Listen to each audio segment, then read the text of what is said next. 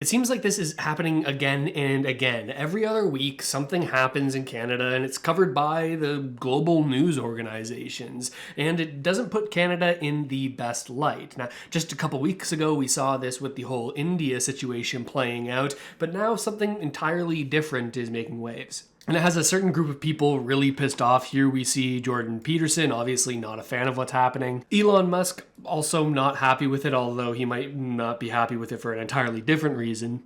And love him or hate him, Joe Rogan has been talking about this a lot. Regulating podcasts in Canada. Oh, yeah. They then want them to hand over information about their content and the people listening to their... Right, to their, oh my God. to the government. They're of course talking about the implementation of a new law in Canada that regulates all types of digital content online, impacting how this content is shown to Canadians, what content gets promoted, and it forces digital content providers to pay into a fund that the Canadian government organization then gets to use to promote Canadian content. But are all of these concerns coming from the likes of Joe Rogan, Elon Musk, and Jordan Peterson? Are they all valid? It's definitely a group of individuals that, depending on your views, you may or may not trust. So let's take a closer look and get into exactly what's going on here, the actual legitimate reasons for concern, and how it could impact every single Canadian. Now, there are two new laws in Canada coming from two new bills that we've been following on the channel for a while that have been passed over the past year. One is Bill C-11 and the other is C-18. Both are part of this story. The first one, C-11, this is the one that everyone's talking about today. It says that Canadian content isn't really getting a fair shake in the digital-first world, and that online platforms who operate here in Canada and distribute this content should have to promote Canadian content and should have to make financial contributions to the CRTC, that's the Canadian Radio Telecommunications Commission, in order to support Canadian and Indigenous content. This is the point of the bill. And now we'll get into some major concerns about the power this gives to unelected officials at the CRTC in just a little bit. And when it's framed like that, it kind of sounds more reasonable, right? It could help Canadian content get more distribution on platforms like Netflix or even YouTube, forcing big platforms to pay the CRTC to get Canadian creators more money, right? But we'll get into the more sinister view of this situation in just a minute. But first, you need to understand that this isn't the only fight that the Canadian government has been picking with these massive content platforms. We have breaking news. Meta says it will officially end news access for Canadians on its Facebook and Instagram platforms. These news-related changes were brought on by the other bill, the other part of the story, which is Bill C-18. This was the government's attempt to force social media platforms to pay Canadian news companies whenever their articles were shared on the platforms to try to prop up this struggling written news industry. But this absolutely blew up in their faces, right? When Facebook decided that instead of following this law, they'd just say, well, we just won't share Canadian content then. We'll stop allowing news content for Canadians on their site. Now, this really showed just how little leverage the Canadian government has when it comes to dealing with major platforms like these, and how poorly planned these changes were in the first place. Now, not only has this ended up hurting average Canadians who no longer can access news content on some of their favorite social media platforms, but also it's defeated the entire purpose, right? The very organizations that the government was hoping to help by getting them more money from these big platforms now don't have any revenue streams coming from social media traffic, so they're making even less money than before this law that was supposed to help them make more money. And that's why I want to thank the sponsor of today's video, Private Internet Access. Private Internet Access is a VPN which allows you to hide your IP address and encrypt your internet connection. Now, this is super important because it helps to shield your digital identity from the people who you might not want seeing it. People like your internet service provider or your network administrator or certain government censors. Now, one of the more traditional uses of a VPN is to make your computer think that you're in a different location than where you actually are. It's often used to access content on services like Netflix, where different content's available based on what country you're in. But given the recent changes put forward by the Canadian government, primarily the undercooked Bills C-11 and C-18, Canadians are having a lot harder of a time accessing the content that they want to on social media platforms. So one of the only ways to bypass these changes is to connect to a VPN to shield your location information, and Private Internet Access is the VPN that I choose to use. It's been downloaded over 30 million times and has an independently audited no logs policy that makes sure that none of your personal data is ever stored by them. And Private Internet Access has been generous enough to give me a special link that you can use to get 83% off of their typical pricing, bringing it down to just over $2 per month with 4 months for free, and all this has a money-back guarantee. So thanks so much to Private Internet Access for supporting Canadian-focused YouTube content, and make sure to use the link in the description to check out Private Internet Access today. But now that you better understand the situation with the news sharing bill C-18, let's get into the more concerning elements of what Joe Rogan and Elon Musk and those folks were talking about, this bill C-11, which is now being implemented by the CRTC, and this is exactly what's caused everyone to be so upset. We already talked about some of their plans, but recently they put out this major news release outlining exactly what will be happening and what's still to be decided. The first element is that they're going to force online streaming platforms to fill out a registration form with a whole bunch of information so that the CRTC can get in contact with relevant people at those streaming services.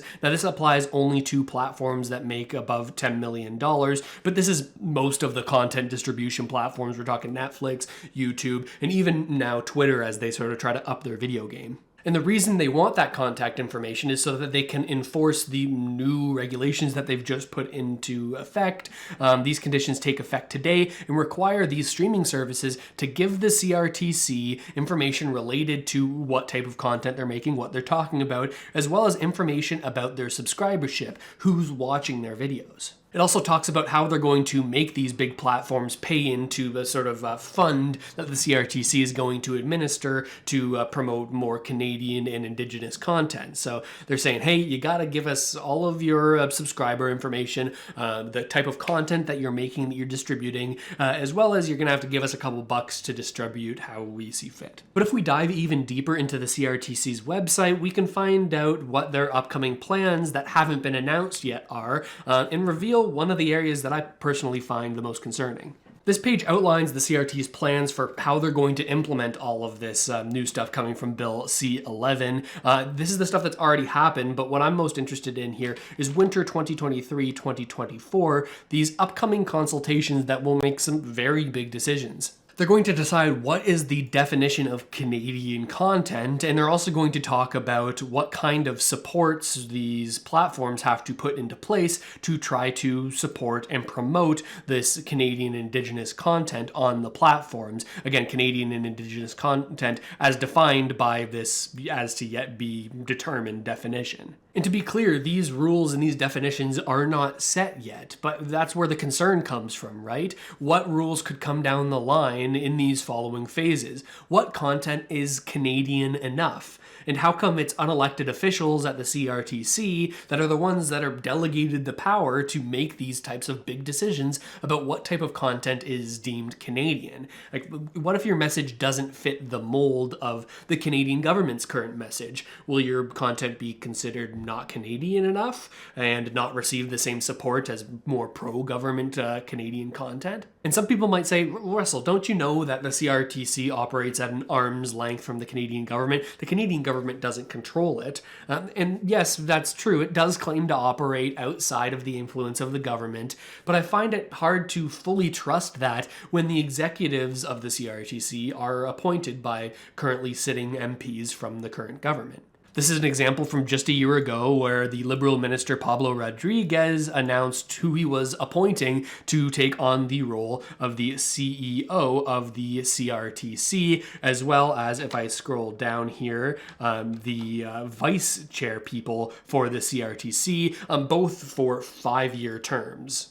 And even if these specific appointees are honest actors and we can trust them, it's not out of the realm of possibility or the realm of question that a future government couldn't abuse this kind of appointment power. And switching back to the press release that was just put out about these new regulations that are coming into effect, they make a very large point to say, hey, this doesn't apply to users. Social media services have to register, but the users don't have to. And online services that offer podcasts must register, but the people who are making those podcasts and use social media to promote and share the podcasts, this doesn't apply to you. You don't have to register with us. So don't worry, we're only tackling the big guys, is the messaging here. But the catch here is that even if you don't regulate on an individual content creator basis and just regulate the platforms that they act on, you're still effectively regulating user-generated content platforms, influencing what those platforms make decisions about, right? What content gets supported, what content gets pushed to the back. My main issue with all of this is that it's just unclear and undefined. What is Canadian content? What changes do platforms have to make? What data about viewerships and listenerships do they need to share with the CRTC? And are those details appropriate to be shared with this government regulatory body? It's the lack of clarity that's resulting in the outcry from many Canadians. I think if these details were like a little bit more clear, we could actually assess whether or not they're appropriate, and maybe there wouldn't be so much outrage. But with so little information about how these regulations will actually play out, it's not unfair for Canadians to fear a worst-case scenario where these regulations give the government more power to decide what Canadians can and should consume. And this is what was so frustrating when we followed on this very channel when these bills were passing about a year ago. This is what was frustrating about those new bills passing. It offloads so much responsibility for defining these unclear things to the CRTC. These big important decisions, the government saying, hey, we're just going to allow the CRTC to make these decisions on our behalf. And now we can just say, don't worry, the regulations will be appropriate, without actually giving Canadians any clarity about what those regulations would be or how they'd actually be implemented. And the kind of funny thing about all of this is that there's no evidence that these regulatory changes will actually be abided by, right? Like, just look at the way that big platforms handled it the last time the government tried to step into their operations.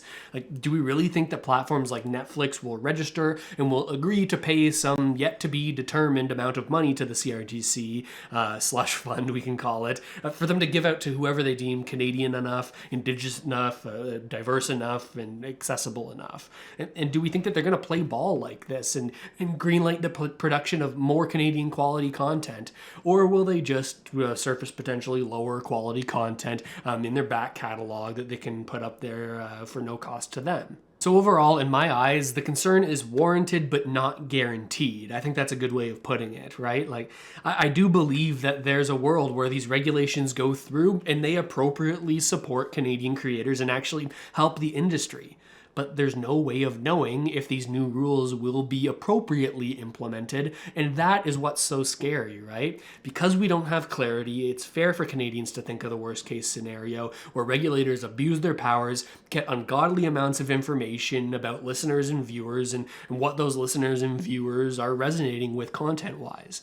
I don't think that the blowback is from people saying Canadian content shouldn't be supported and we shouldn't be helping these industries, but I believe the blowback is just from lazy lawmaking, where the politicians we've elected to represent us and who are accountable to us via elections offload the actual work of creating the laws and just pass an interim law that gives power to someone else. We saw this exact same thing happen with the disability benefit bill, where the legislation that passed was so bare bones that no details about the benefit were even given or even existed before it passed. It also gave the Liberals' opponents a hard time questioning these concerns about the lack of finishing of the bill, because anytime they criticize the disability benefit bill, well, they look bad and they look like they don't think people with disabilities in Canada shouldn't be supported, right? I don't know, am I on the right track with this sort of thing? This is how I see things based on the news that I've consumed, and I try to come at it from as center a position as I possibly can, but maybe I've gotten something wrong, maybe I'm totally off base. Let me know in the comments below what you think about all of this, and subscribe to the channel if you haven't already done so, and make sure to check out the link in the description for private internet access. Huge thank you to them for supporting independent Canadian content on the YouTube platform. But with all of that said, thanks so much for watching, everybody. I really hope this video helped you out at least a little bit, and I'll see you next time. Go Leafs.